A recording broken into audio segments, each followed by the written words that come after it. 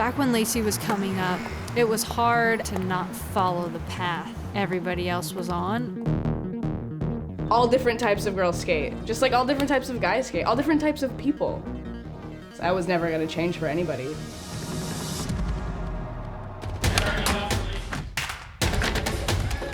I truly feel like Lacey is a skater's skater. There's not this like, oh, she's pretty good for a girl. Like, she's just good. Nobody else is doing that. Sponsors wanted the women to look like women. That's when I started to realize there's like no support at all. They were like, you're not really like what we want. They're not a guy, they're not a this, they're not a that. Skateboarding should be for everyone. She's gonna keep doing it. That's why so many people have so much respect for her.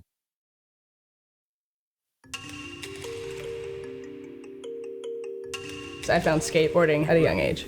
I grew up skating on my cul-de-sac. Just learned tricks there. I loved skateboarding. The first time I met Lacey was at an AM contest, and I actually wondered if she was a girl or a boy because her skating was so good. There weren't a lot of girls around at the time, and so it's like, if this is a girl, like, I need to beat this girl, right? So she kills it, of course, but I think I ended up beating her and she was pissed. We became super close. We literally traveled the world with our moms together because at the time there weren't other girls in our age range in the pro circuit. She was so little and long blonde hair and like backwards hat. You see the undenying like love for skateboarding and you want to like nurture that. They were all like super sweet to me and it was just a really great experience. Lacey had the demeanor to put herself in a competitive situation and thrive, and I don't think everyone can do that. And she didn't just rush around and throw out a bunch of teeny tricks to get points. She had thoughtful runs that had good tricks. The year 2006 was the first time I saw Lacey compete in X Games. At that point in skateboarding, the X Games was the biggest event. She came in with a lot of confidence and killed it and got third. And so then there was like this anticipation of like, you're gonna win next year. And I didn't win for many years, but people were just like expecting me to. One of the hardest things to do is to come into a competition as the favorite. There's so much added pressure. Lacey was definitely coming in from that angle for almost 8 years. There were times where Lacey maybe should have won. I think there was a lot riding on doing well, and when that didn't transpire, I'm sure that can be heartbreaking in its own way. I think for a long time, maybe she was actually uncomfortable being in the eye of so many people and not truly being accepted for who she is. This is just how it is. Like, I just thought that's how it was. We've come a long way in skating in terms of acceptance, but there have been very, very few openly gay skaters. Wasn't like a welcoming thing, you know, to queers in skateboarding. There's this molding that people try to force upon, you know, women in skateboarding. It did make a big difference what you looked like as a female athlete, and not all the girls looked the part. You had to be the whole package. You couldn't just let your skating speak. She had the long blonde hair, she had a little of the look, but that wasn't her. I remember one specific thing someone told me was like, well, all the boys are wearing girls' pants now, so you should too. And I was like, I don't want to wear them though. I knew it was only a matter of time that she just said, F all y'all, and I'm gonna be who I am. Only like the prettiest ones get support. Like, it just didn't make any sense, you know? I mean, it made perfect sense, but it was just unfortunate. I think maybe those are like growing pains for Lacey. We all love skateboarding for its freedom of expression, and when that's shut down, she's fighting for her right to be who she is.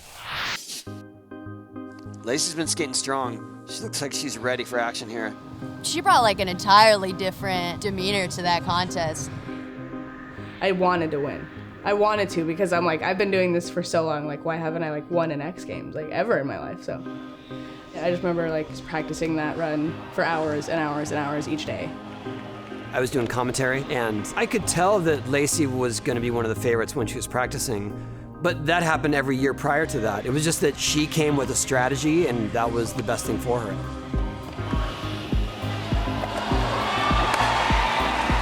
It was just like between Leticia or me. I really think that their runs were very much on par, and then it wasn't until the end of Lacey's run when she turned everything. She had backside 270, frontside flip, 360 fakie, I think is what set her apart from Leticia.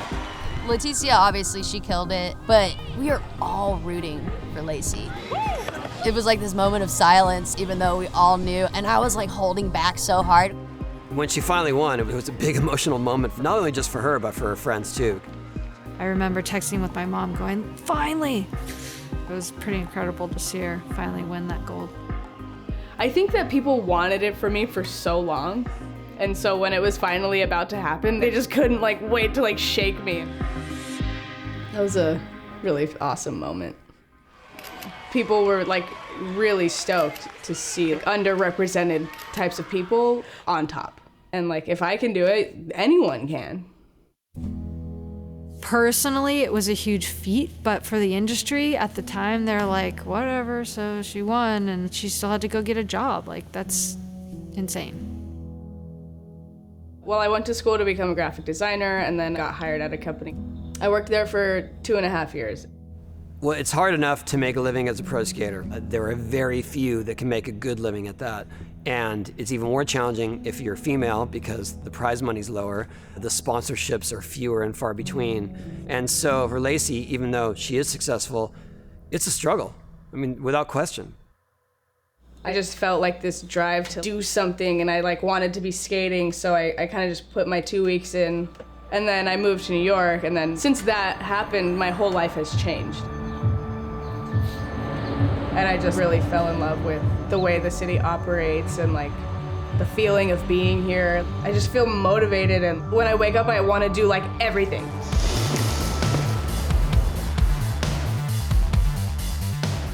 Like my life now, for the first time ever, it revolves around my progress in skateboarding. Like I'll put everything that I have into it.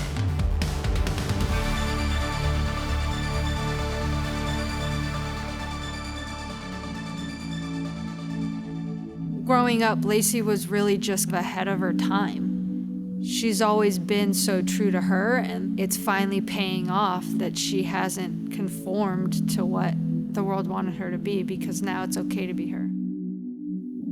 You know, it's like I'm obviously queer, like that's how I present myself all the time, so I made that decision to be authentic to who I am, and people saw that. Like, I got on Nike about a year ago, and since that happened, I've been able to really pursue skateboarding in a way that I never have before.